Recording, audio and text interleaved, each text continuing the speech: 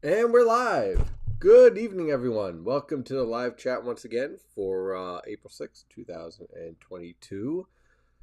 Well, let's first do our check, make sure everything's working properly. We check here, and yep, that looks good. And YouTube looks good too. All right. Now, a couple of things to point out. First of all, you might notice on the chat side, I think, hold it, maybe it's on this side. There you go. Yeah, over there. Yeah. There's a link over there. My brother's doing a 5K for cancer for my niece.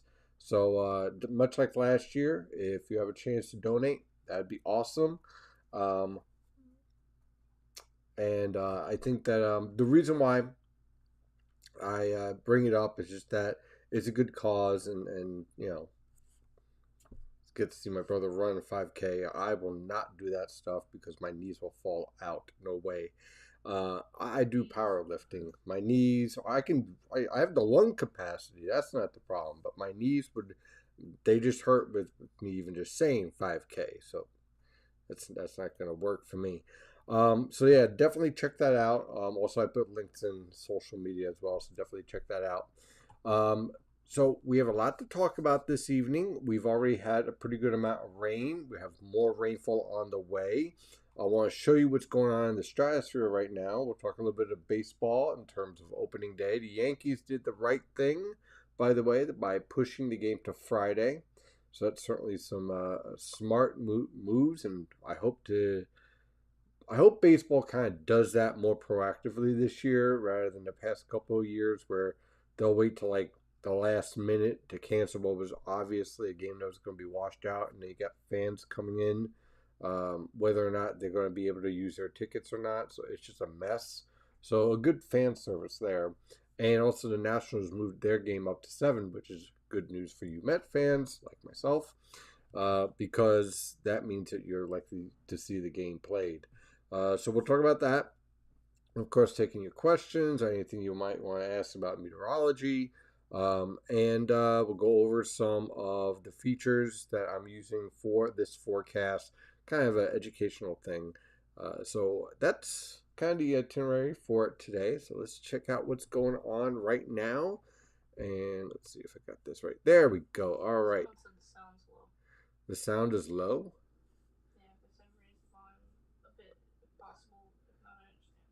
Let's see if I can do that. I don't know. I think I raised it to as high as I could. I'm not having a problem. There you go. Okay. How's that? I raised it as high as I could. Okay. So away we go. And then I'll answer all your questions. So definitely fire off your questions in the chat rooms. On YouTube, I'll pick out the best question. Of course, in the premium chat, I answer all your questions because you're premium members. So first of all, let's start off with the stratosphere here. What are we looking at here? Let me zoom in. Okay, so we are in spring, thus the spring equinox a couple of weeks ago.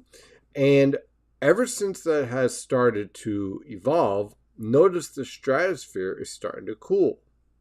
So, what is happening here? Well, let's take a look at ozone, okay? These are the ozone values. Now, we had major stratospheric warming, which caused a lot of grief in mid February all the way on through March, which led to high latitude blocking. Of course, in March, when we don't want it, we're looking for our winter storms, and nothing happens in January and most of February. And then, boom, here we go once again with stratospheric warming in March, which led to significant high latitude blocking and negative Arctic oscillation, negative North Atlantic oscillation, periods of rain, ice over the interior, just a mess, right? Well, part of that influence of major stratospheric warming also meant we had a massive buildup of ozone in the stratosphere. So, what ozone does is that it allows the density of the stratosphere to increase, right? And that density allows for expansion and the movement of the atoms of O3, ozone, that's what O3 is. That's what ozone is oxygen, 3 parts oxygen. And it allowed for expansion, rapid warming. And so here we are right now, right? And that caused the polar vortex to get broken up and severely displaced and split. Okay, so that's how we got there. So that's why we're seeing such a high concentration of ozone, especially a couple of weeks ago, where all this was dark red, around 480 to 500 parts per billion. So pretty impressive stuff here, right? Now, what's happened since then is that the sun's influence is increasing as the shift of the sun of the earth tilts more towards the sun, more direct sunlight on the northern hemisphere. So what happens is that UV beta rays from the sun, totally natural, by the way, just in case there's anyone wondering if this is weird or anything, nope, completely natural. It hits the ozone and breaks it apart. It's kind of like a laser blasting apart the ozone. And this process causes cooling. And this cooling starts in the mid-latitudes because your sun's influence starts at the equator and then shifts northward as you go through the spring and into the summer, hits an apex around June 21st or so, give or take a week. And you see this environment where the ozone gets broken up and the stratosphere steadily cools, which is what we're seeing here. Now, this process leads to a couple of interesting features when you combine it with La Nina. See, La Nina, its very nature, causes an enhancement of the polar jet stream. It comes in from the Pacific, but it's still pretty strong, okay? Now, the polar jet stream being stronger in La Nina seasons leads to more dynamic severe weather events in the plains. Why is that important when you talk about the stratosphere? Well, the colder the stratosphere gets, the more it contracts. You see, because you have less ozone, so you have less atoms bouncing around. They slow down, and the layer of the stratosphere starts to shrink. Now, when it shrinks, it allows the troposphere, where we're at, to expand, kind of like an accordion, right? So it expands. When the troposphere expands, that means 500 millibar heights on average over all of the northern hemisphere also expands. It also opens up the potential for cutoff upper level lows to develop. Because what happens is that the stratosphere becomes very cold between 50 millibars and 100 millibars. And that process, which I think, let me see if I can illustrate it a little bit better in one of these charts here. I know I got a chart around here somewhere. Or maybe I don't know. I'll pull it up later. But basically what happens is that the cold pool at 50 to 100 millibars sometimes allows a little bit of cold air to leak in to 100 to 500 millibars, which leads to very powerful upper level lows, but also leads to significant instability in the atmosphere. Why? Well, okay, let's say that it's 70 degrees. Let's say it's 80 degrees in the Delaware River Valley, let's say around Trenton, right? And you have 500 millibar temperatures that are, let's say around 0 degrees Fahrenheit and Celsius. And let's say at 200 millibars, you are about minus 25. What that does is it allows a parcel, let's say this parcel is water vapor. Well, the water vapor is now able to travel up higher in the atmosphere. And what that does is it allows for more intense thunderstorms and more better potential for turning in the atmosphere. So the reason why watching this is so important, and why watching this environment here over North America, where we have very cold stratospheric values starting to take shape, is so important, is that it sets up the environment for significant instability, cut off upper level lows, and the transport of deep moisture from the lower levels of the atmosphere, or even the surface, all the way up into the higher portions of the troposphere, which leads to intense thunderstorms, tornadic potential, and large hail and frequent vivid lightning. And that is where I see this severe weather season moving towards. And we know that based on the clues that we're seeing in the stratosphere, because the stratosphere is setting up the environment to drive this weather pattern. So basically, what we're seeing here is not an anomaly. This is going to be our spring and likely our summer. Intense, strong upper level lows that are going to be marching their way from the plains to the Great Lakes, driving strong to severe thunderstorms towards our neck of the woods and over the southeast and over the Tennessee River Valley. And depending on the interaction of air masses, in this case, we have a maritime air mass protecting us from severe weather, but not protecting us from the potential for heavy rainfall. It could lead to some impressive rainfall events and severe thunderstorm events. So if you have a basement or you have any clogged drains around your neighborhood or, storm drains, stuff like that, I would get that taken care of, because this is only going to get more impressive as we move on, more repetitive. We'll have our dry spots, and with La Nina moving into more of a central west base variety, we're going to see stronger ridges that are going to be able to build up into the mid-Atlantic unlike last summer.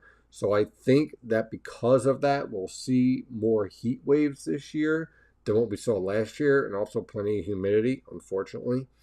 But I think that this environment here is going to lead to some impressive severe weather events, not only for our area, but for locations in Tennessee River Valley, Mississippi River Valley, and southern and central plains. And it's going to be a repetitive theme, and it's only going to get worse. So that is how the stratosphere, and as a result, the activity of the sun is impacting the stratosphere, which is impacting the troposphere, which is impacting our weather. So when someone says the activity of the sun really doesn't impact your weather, that's not really true. Of course it does. And this is a perfect example of that. We have well above normal sunspots. The activity of the sun impacts the ionosphere and upper stratosphere, which starts to break down our ozones, which works down towards the lower stratosphere, which then influences the troposphere. And there you go. So some very interesting stuff there in that evolution. Meanwhile, we have cleared out the steady rainfall for tonight. But if you take a look at the observations, we have a lot of low clouds here. Now, have you guys ever wondered what all these signals mean here? Let me give you the lowdown, real simple. Even for someone who is colorblind, this is really easy to follow. Okay, so you see how the circle is closed off? That means it's cloudy. When you have it, when you have this circle kind of broken up into pieces, that usually means that you have broken clouds, scattered cloud, and few clouds. So the more it's filled in, the more cloud cover you have. So in this case, you have a lot of overcast cloud cover. This, of course, is your wind bars. This is your temperature and dew point over here. Now, what does it mean when it's colored? Well, let's scroll down here. Okay, here is your color code: MVFR, IFR, and LIFR. Let me move back over here. So when you see this, and let me zoom out. Oops, there we go. Perfect. Okay, so when you see this, this is the basics what you need to know. When you have MVFR conditions, prepare for delays if you're going to be flying. When you have red, that means IFR, which is far more difficult, and there's a potential for cancellations, aside from them not hiring enough pilots. And then you have purple here. Now, purple stands for LIFR. LIFR basically means your flight's likely to be grounded or at least severely delayed because the visibility is extremely poor and it's very difficult to fly in this type of weather. So when you have this means you have a lot of low clouds setting up. You already have fog starting to develop, 2.5 mile visibility. So this is going to be a rather cloudy, gloomy, drizzly, raw kind of night. Why is that the case? Well, let's take a look at the winds. Okay, now the winds in the upper levels, and we go right here. We start at 250 millibars, and notice we have this ridge here. Okay, and we see the same thing here at 500 millibars, and to a lesser extent, 700 millibars. This ridge between these two upper level lows prevents the development of heavy rainfall developing. Okay. It supports subsidence in the atmosphere because you have this area of convergence and confluence right here. So as a result, you don't see steady rainfall. But let's go down to 850 millibars. We'll zoom in. And this is perfect. Notice the winds start to shift here. We no longer have our ridge. What you get is this nice area of diffluence here. You see how it's kind of spread out, kind of like a cross. You can kind of see 1, 2, 3, 4. And then you have this area of wind coming off the Atlantic Ocean. That's your maritime air mass. This is what's supporting our low clouds. And we see that at 1,000 millibars and at the surface. So what does this tell me? This tells me we have a lot of low-level moisture being transported into the region. These are low clouds, drizzle, just generally raw type of weather. It also tells me that the air mass being transported in is stable. That's why we don't really have a severe threat with this whole complex setting up, because you have stable air in place. But at 850 millibars on northward, on upward in the atmosphere, should I say, the atmosphere is a little bit more unstable. So what that leads to is elevated thunderstorms. So that plays out to this setup right here. Let me pull this up here for tomorrow. And we'll go to right about here, 30 hours out. And what you have is strong PVA focused over the region with an air mass clash at 850 millibars. There is our warm air at the mid levels.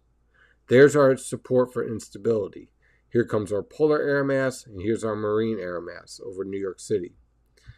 So what this all sets up then is a dynamic clash with very heavy rainfall, but also, this is really cool.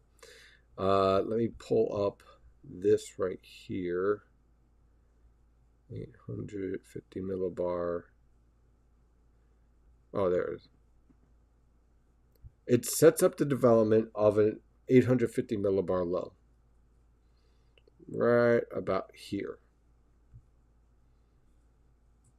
So you might be wondering, why is this important? Well, what's happening here is that you have what's called a triple point. You have the clash of air masses in the maritime air mass, the tropical air mass coming in from the south, and the polar air mass coming in from the west. So this clash of air masses leads to rising air. That rising air supports this 850 millibar load starting to develop. That low leads to an expansion of the rain shield over central northern New Jersey, northeastern Pennsylvania, and the New York City metro, which is why it was a really good idea for the Yankees to basically postpone their game tomorrow to Friday, because then all this would clear out. But it also opens up the potential for the Mets to be able to play tomorrow evening in Washington. Why? Because as this upper level low develops, you're going to start to get subsidence and sinking air setting up around Maryland and Virginia, or basically the Washington, D.C. metro. So the timing of this developing upper level low basically saves the game for the Mets, and hopefully a win. which they normally win on opening day. Now they just have to win the rest of the year. That's what's important. So this whole evolution and the timing of the evolution is what's influencing our forecast. And so when we take a look at the NAM, which is actually performing pretty well, the NAM, the European, and the GFS are all pretty much locked in line. You could also use the Canadian if you want. You can even use the HRR guidance, but I typically don't like using it beyond 18 hours. I know it can go out to 48 hours in the 06Z, 12Z guidance, stuff like that. I typically don't like using it that far out, but I do like the from 18 hours down. Okay, that's when the HRR is really good. So you see this setup here where our rain comes in. This is the initial wave. Tomorrow morning, it's going to be a wet one late in the morning. The afternoon continues. You get a little break around 1 around the Jersey Shore, New York City Metro. Look at more rain around Philadelphia. Now watch the precipitation shield slow down because that secondary low develops. And so you get this enhancement of rain. But because of the strong lifting, you start to get sinking air over central Pennsylvania down through the Delmarva Peninsula.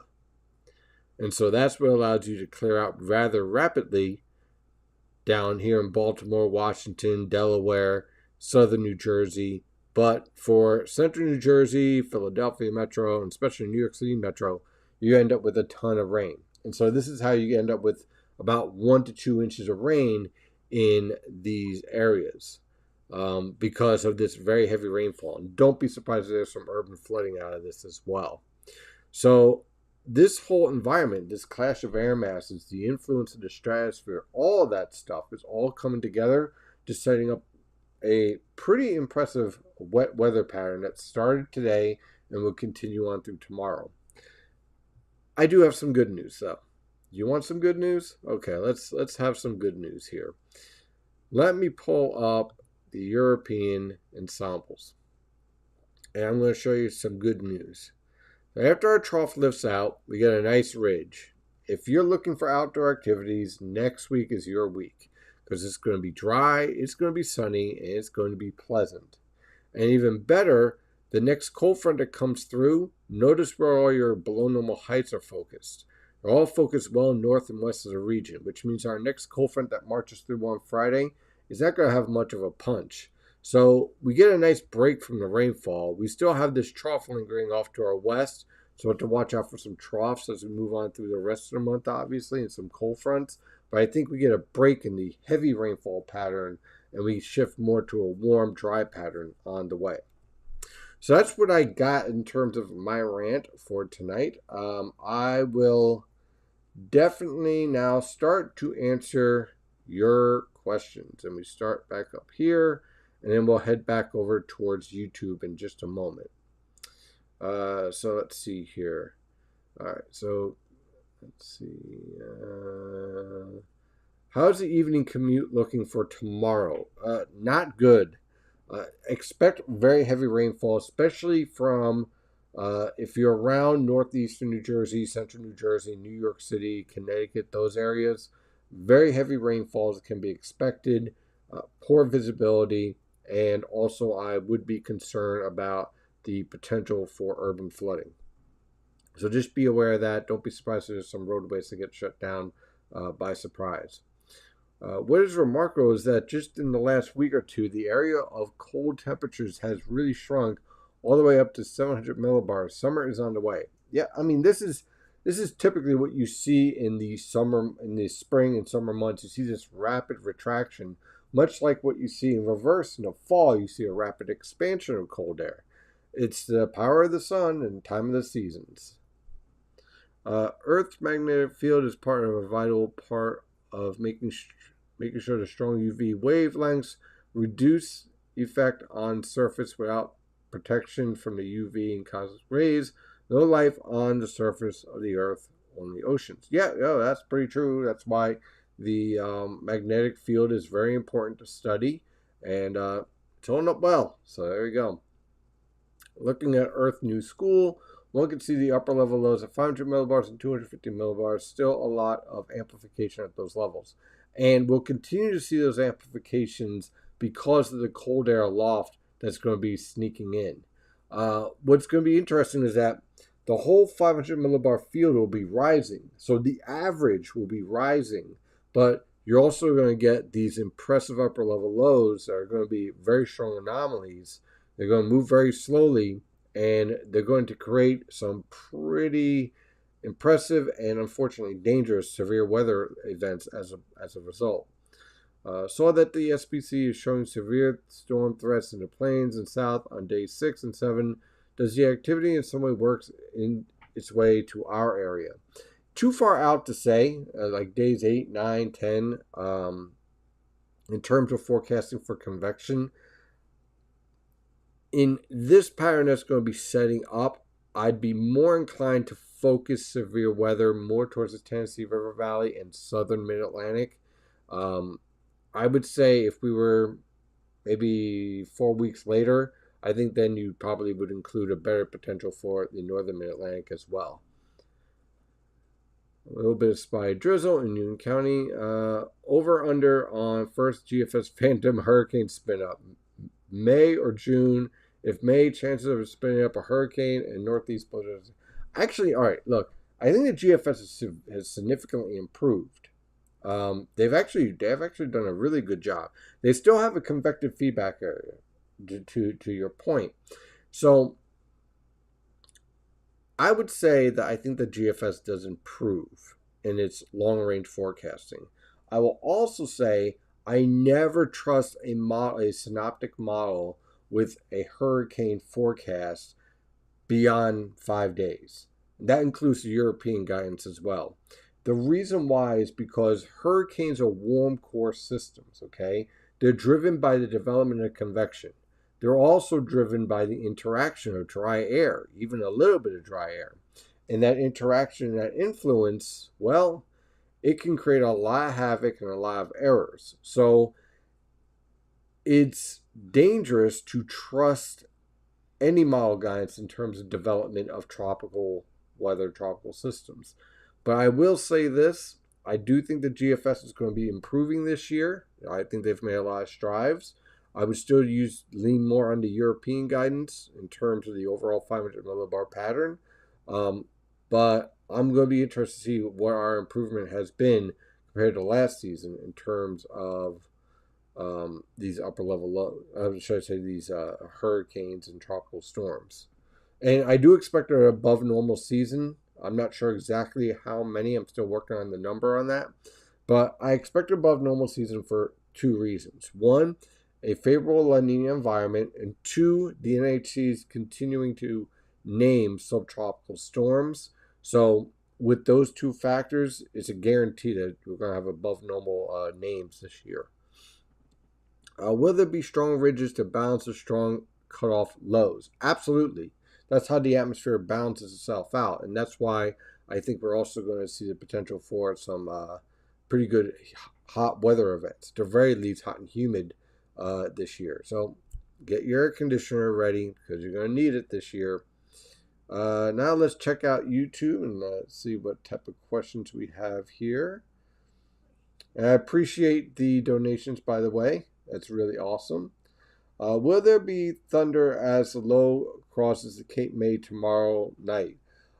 There will be a chance for some lightning and thunder with some of these embedded thunderstorms, especially around Wildwood, Cape May, southern New Jersey. Nothing severe, but there'll be elevated thunderstorms, and they're going to be part of that warm sector. Let me pull that up real fast again. Actually, there we go. Okay. So, let me zoom in. You see this sector right here? See that little tip right down here? Okay, so here's your polar air mass coming in. Here's your maritime air mass right here. This area right here, you're likely to see some instability and the potential here for some of those elevated thunderstorms. They won't be severe because the lower levels will still feature an easterly wind and and a stable environment. But those elevated thunderstorms will lead to some rumbles of thunder, a little bit of lightning, and very heavy downpours. Any more cold shots I'm looking for? Let's see, any more cold shots? I'm looking for the active severe weather pattern. Cold, not like what we saw last weekend, but we're still going to experience some low temperatures, especially if you're in the Catskills and Poconos, where it's going to be flirting around freezing, even a little bit below freezing. But as we continue on through the next several weeks, that threat will dissipate. But we will have some days where we'll have below normal temperatures, talking about 50s and 60s, which again, I'll deal with that. Just put on a hoodie, no big deal. But I think we're going to be moving further and further away, obviously, due to the time of year. So if you're planting, there you go. And of course, I also want to thank everyone that has donated. That's really awesome. I really appreciate it. That is awesome. Let's see here. Yes, I agree. I hate hot and humid weather as well. So absolutely. I'm not a big fan. I'm not a big fan at all, but it is what it is. Oh, this is a good question from Car. Do you expect backdoor cold fronts to persist into the early summer? Yes, I do. If you're going to have strong upper level lows and strong upper level ridges, you open up the potential for backdoor cold fronts, especially if you have below normal heights around the Canadian Maritimes, which seems to be showing up quite a bit in the long range model guidance. And in fact, let me pull up the EPS guidance here. This is like out to 45 days or 46 days. And I want to show you something out towards the very edge of this. And it's very faint, but it's present, in which you get this little trough here hanging around. Now, what happens in this scenario is that you have convergence and confluence setting up here. And what that does is support high pressure right around here. So what you end up with are these backdoor cold fronts that try to sneak their way in from New England. In case of our real weather, what that's really going to feature is something very similar to what we're seeing here, where these warm fronts try to invade northward. Let me just fix this real fast. Where these warm fronts try to push northward, but then they run into a roadblock while maritime air bleeds in from the Gulf of Maine. So what you end up with is an environment where you have very heavy rainfall events, especially for Boston down in New York City. Philadelphia is kind of right on that borderline between being involved in more severe weather, severe thunderstorms, or just heavy rainfall. And then down towards Baltimore and Washington, that's where you're more likely to get this warm front to push north of you, and you end up with these severe weather events. In this case, the warm front is already starting to run into that roadblock. You kind of see it already, this kind of cascade signature that's showing up here. And the warm air trying to push northward here, but then slowing down. And here comes our occlude front and cold front right behind it. So, and you also have this occlusion right here, interaction between the trough here and the maritime air mass here. So pretty interesting setup here, environment. So yes, in short, yeah, I do expect backdoor cold fronts to be a thing. Do you think the severe weather pattern will start next month? It's already started in the plains and in the Tennessee River Valley. And the reason why I start off there is that we want to get the nature of these storms and the nature of the short waves involved. See, what happens off to our west is extremely important. It gives us some pretty good lessons on what to expect as we move further into the season. If we continue to see a strong jet streak environment, and let me go back to our winds here, 250 millibars. Let me zoom out here. Okay. As we go through the spring and into the summer, if we continue to see this environment where this jet streak is very strong in the polar jet stream and the subtropical jet stream is present, it's not really that strong, but it's present. And you see this polar jet stream here, it opens up the potential for strong vertical shear, okay, because of directional shear and speed shear. So this environment that's currently supporting severe weather in the southeast and back through the Mississippi River Valley, it will eventually translate towards our neck of the woods, probably by mid-May through the summer. The longer that environment shows up like this, and the more robust our upper level lows are, the more likely we're going to see some pretty impressive severe weather events. And some great questions, guys. I really appreciate it. Absolutely outstanding. So let's see if we got any new data from the HRR here in terms of the approach of our rainfall for tomorrow morning. Okay, so for tonight, it's going to remain generally dry in terms of steady rainfall. Watch out for that drizzle. Tomorrow morning, I'd say right about 7 a.m., you'll start to see moderate to heavy rainfall start to break out over eastern Pennsylvania, and then really pushing into much of the region between 8 and 10 a.m. So the morning rush hour tomorrow won't be impacted too terribly, but the middle and end part of the rush hour likely will feature some pretty good rainfall events. Late in the morning and through the afternoon, we'll continue to deal with moderate to heavy rainfall. You get some breaks from here and there, but these are all the elevated thunderstorms I was talking about, where you have the potential for some very heavy rainfall. And just from this, let me see. This isn't even the total precipitation event, but you can already see the supports for some pretty impressive heavy rainfall already with just that first batch, and then the second batch moves in with another half an inch of rain. So easily locations are going to be able to push anywhere from 1 to 2 inches of rain.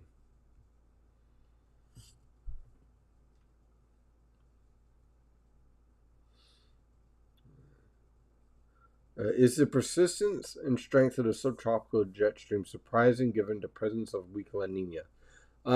Not really, because this La Nina is generally weak. And the way that we measure La Nina events, pull that up here, is via the SOI. Not everyone does this. I do this. The reason why I like looking at the SOI is because it gives me a clear understanding of the way that the atmosphere is reacting, rather than sea surface temperature. Sea surface temperature anomalies, especially as you head more towards South America, can be extremely volatile sometimes. And there isn't always a connection between what's happening with the sea surface temperatures and the response in the atmosphere. Sometimes there's a disconnect. And the only way to see that is by studying the SOI values. So when I'm taking a look at this pressure difference here, clearly we are in La Nina territory, but this remains a general weak La Nina event. Now, what that means is that the influence on the atmosphere is not as robust as, let's say, a moderate or a strong La Nina. If we had a strong La Nina and we had this jet streak, I'd be very, very, very surprised. But a weak La Nina, pretty much on par. And as we move through the spring, this jet streak will continue to weaken, and the polar jet streak will continue to remain pretty strong. The in La Nina patterns, in La Nina years, the polar jet stream is always much stronger than the subtropical jet stream. And the weaker subtropical jet stream, which basically is around the tropics, okay, thus the name subtropical, is weaker. So the vertical wind shear is weaker, and that's why you see an increased potential in tropical systems, like tropical storms, hurricanes, so on and so forth, because there's less shear in the atmosphere, and so a higher potential for development. So in terms of the strength right now, no, I'm pretty much on par. Maybe it might be slightly stronger than what we would normally expect, but nothing that's too far out of the range where I would expect with a weak La Nina. I expect this to continue to weaken, and I think a lot of this jet streak enhancement is due to the interaction of the polar jet stream here. Notice it kind of reaches a peak right where this trough axis is and where you have a strong divergence and diffluence. So I think that's part of it, that enhancement. It's part of this feature here, because when we zoom out and take a look at the Pacific here, notice the subtropical jet stream is much weaker compared to the polar jet stream. So you can see that environment starting to take shape.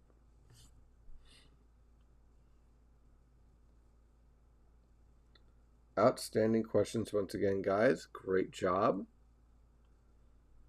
Is now, oh wow, it's already 8:40. All right. When do you anticipate release of your hurricane seasonal forecast? I always issue the summer forecast I'm planning for the end of this month, and the tropical one by the middle of May, about May 15th or so. So that's when I'm planning to have those launch. The summer forecast will be first, followed by the tropical forecast thereafter. So I'm planning around the middle of May, give or take a couple of days. And the reason why I wait for the middle of May is that I typically want to see the evolution of the El Nino Southern Oscillation and see where we are in that evolution. And not only with the winds, but also the subsurface, and see what's going on there. And usually I get a little bit better idea of what to expect for July and August. And also I get a much clearer picture by early May of what's going on around Africa in terms of whether or not we have a lot of African dust coming off, and that could inhibit development and whatnot. So that we're going to be keeping an eye on as well. I'm going to grab some water. Now, with the severe weather pattern, what should we be using here to study the severe weather pattern on our SPC mesoscale analysis? Let me show you a couple of features. And again, this can be found at spc.noaa.gov under mesoscale analysis. And some of the features you can use is CAPE surface base, which obviously is almost non-existent here. That tells you the amount of energy that's in the atmosphere, the potential. And the larger the CAPE, the larger potential for strong thunderstorms. Surface-based lifted index, which again is non-existent here because of the stable environment, tells you the transport potential of a parcel from the lower atmosphere up into the upper atmosphere. The more negative the number, the stronger the ascent. Okay, so the colder it is at 500 millibars compared to the surface tells you how favorable it is for a parcel, i.e. water vapor, to rise in the atmosphere. Another feature is taking a look at your low-level lapse rate, which again is non-existent over our neck of the woods, very weak in around West Virginia. What about the mid-levels? Now, remember what I said about the mid-levels and how they will be more unstable. Well, the stronger these numbers are, when you get to 6, 6.5, 7, that's pretty good instability. And so what this tells me is that this is an environment that is favorable for elevated embedded thunderstorms within a heavy rain shield. If I also see this environment, let's say in the mornings ahead of a severe weather event, it tells me that once the cap is broken and the atmosphere warms in the morning as we get more sunlight, it will translate into a favorable unstable environment because the mid-levels are already unstable. So now you just need a connection with the surface. So this kind of gives me an idea of where I should be watching out for the development of cumulus and cumulus fields ahead of a severe weather event in the morning hours. It gives me a better idea of whether or not I need to tweak anything with my forecast. So this mid-level analysis from 700 millibars to 500 millibars gives me an idea of the lapse rate in the mid-levels and the potential for elevated thunderstorms or future severe weather outbreaks, about 12 hours out ahead. Never want to go beyond 12 hours out ahead in terms of using this analysis for severe weather forecasting. But this is good to tell me what the potential is for instability above the low level lapse rate. And there's all sorts of other features here as well. The LCL, LFC. So you got a lot of information here that you can go and study. Another feature is the bulk shear. And also what's really cool is that you can actually go to these question marks and they explain everything in a technical term. So it's a great teaching tool too. As a meteorologist, never assume that you are going to remember all of these definitions. So it's great to go back and be able to study this and say, oh yeah, I remember this from college or whatever seminar you might have taken.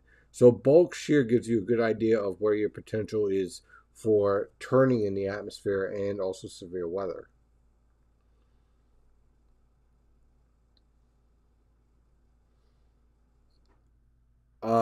No, well, as far as outbreaks of severe thunderstorms, anything imminent.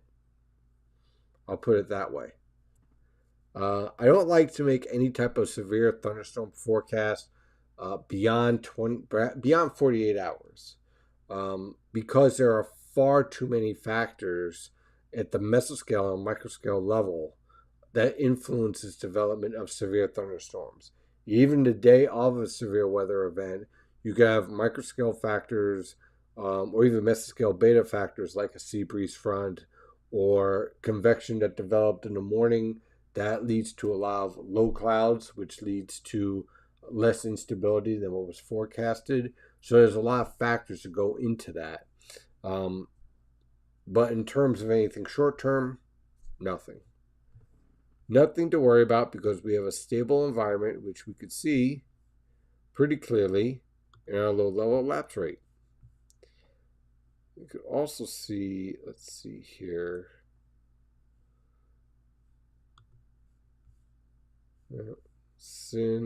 Okay, surface base. When you have like literally no CAPE signals here, and that's all because of our winds coming in off the Atlantic Ocean, that pretty much tells you everything you need to know in terms of potential severe weather outbreaks. So nothing is imminent. Nothing is on the way, at least over the next, really, I'd say the next 90 hours, if not longer, because of the environment that we're in. Okay, it is 8:47. We'll take a couple more questions and then we'll call it a night. So if you have any questions, definitely drop them in. Anyone excited about opening day on the way for tomorrow for the Mets and on Friday for the Yankees and Phillies? Let me know. Let me know what you guys think as far as what your teams are going to do. That'd be pretty cool to see. I'm kind of excited for the baseball season personally. I think the Mets are going to have a good year. I don't know if they're going to win the division, but I know it's going to be a hell of a battle, which, I mean, honestly, as a baseball fan, that's what you're looking for. I know some people are spoiled and they want to win every year, but that isn't realistic. Even if you have the best team, just asking a Yankee fan. They've had great teams over the past couple of years, but other teams are great too. And sometimes it just comes down to a game or two in terms of being able to make it to the playoffs or even advancing in the playoffs. So for me as a Mets fan, I'm just excited about competing and being involved and that rush of the pennant race and watching each game and each game mattering. So I'm very, very excited to see what happens this year. I think it's going to be a rough battle between the Mets, Phillies, and the Braves. I think the Mets have a better all-around team. I think the Braves have a very good bullpen, but we'll see what happens with that injury. I think the Phillies are going to hit a ton of home runs, but they're also going to commit a ton of errors. So it'll be interesting to see where we go in terms of the season. Excuse me. Boston's going to win. I don't like baseball season because of a lot of rain delays. Well, I mean, there isn't a lot.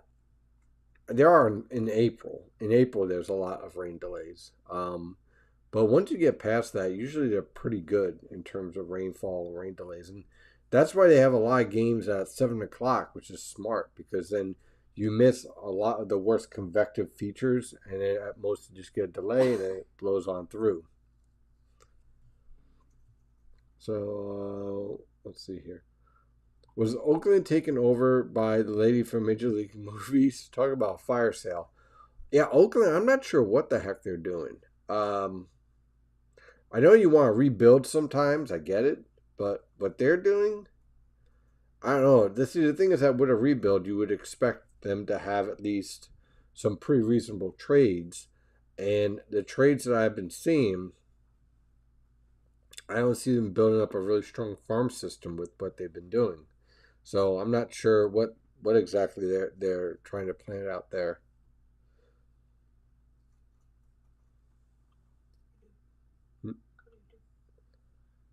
Do you think Yankees are going to win or lose? Oh, see, all right, I'm biased because I'm a Mets fan. So I do take a little bit of glee out of Yankee fans suffering only because my brother, who is a diehard Yankee fan, has been driving me nuts about how much better they are than the Mets for over 40 years. So, well, yeah, about 40 years. So I don't feel bad for you guys. I don't. All right. But I will say this. I think that the Yankees are going to put up a better fight than a lot of their fans think. I also think that you guys might have to get used to the idea that you're not going to be able to buy every player that's out there anymore. I don't think that the ownership that's in charge now is nowhere near the old Steinbrenner way. That kind of is what Steve Cohen is doing now. So I think they gotta get used to that. Yeah, there is a budget, and you can't just go out and get players. And sometimes you're going to have to just not get that guy or not do that extension. So it's gonna be interesting to see how that works out. Welcome to the rest of baseball. I don't know what to say, but I think the Yankees are going to be good. They're going to be better than what a lot of fans think, I think. So we'll see. Okay, so a lot of great questions here tonight. I really appreciate it. Again, thank you for the donations. I really appreciate that. We are going to call it a night, and we'll see how everything plays out for tomorrow in terms of whether or not the Mets get their game in. I think the fact that they moved it to 7 p.m. will allow you to actually enjoy the game tomorrow, because let me pull up the NAM guidance real fast just to reiterate this. This is kind of drill it home.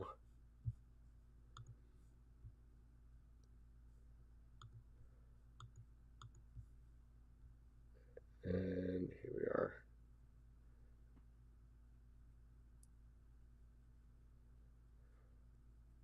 And by the time you get to 7 o'clock tomorrow, a lot of your worst weather is out of Washington, D.C., so you'll be fine for the rest of the game. So enjoy the game. I know I will. So I won't be around that evening.